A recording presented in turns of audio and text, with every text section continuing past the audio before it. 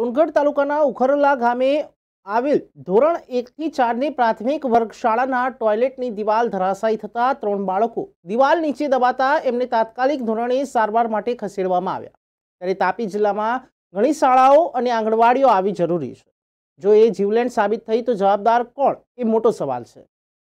ત્યારે આજરોજ સોનગઢ તાલુકાના ગામની હદમાં ધોરણ 1 થી 4 ની પ્રાથમિક શાળામાં શૌચાલયની દિવાલ અચાનક ધરાશાયી થઈ તૂટી પડતા ત્યાં રમતા ત્રણ કયા અભ્યાસ કરતા નાદાન બાળકો દબાયા હતા। સામાન્ય ઈજા થતા સારવાર હેઠળ લઈ જવાયા છે। ત્યારે આજની ઘટનામાં સોનગઢ તાલુકાના દખલદા ગામના પ્રાથમિક શાળાના મકાન નજીક જ શૌચાલયની દિવાલ ઘસી જવાની ઘટનાની નજીકના ગામોમાં આ બાબતે ચર્ચાઓ થવા માંડી હતી, જેમાં 3 બાળકો જે છે ત્યાં અભ્યાસ કરતા હતા અને હાલમાં આ બાળકો સારવાર હેઠળ છે, જેમને કોઈ પણ પ્રકારની ગંભીર ઈજા ન હોવાની પ્રાથમિક માહિતી મળી રહી છે।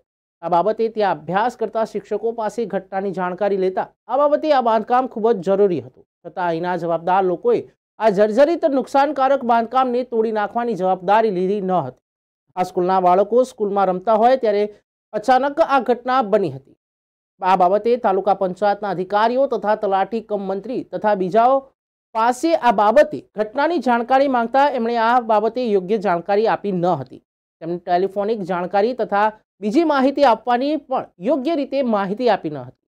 હાલ તાપી જિલ્લાના ઘણા સ્થળો પર આંગણવાડી, નાના બાળકોની સ્કૂલો, અભ્યાસના કેન્દ્રોની તપાસ કરવામાં આવે તો આવા ઘણા મકાનો આવીને દુર્ઘટનાની રાહ જોઈ રહ્યા હોય તેવું લાગી રહ્યું છે।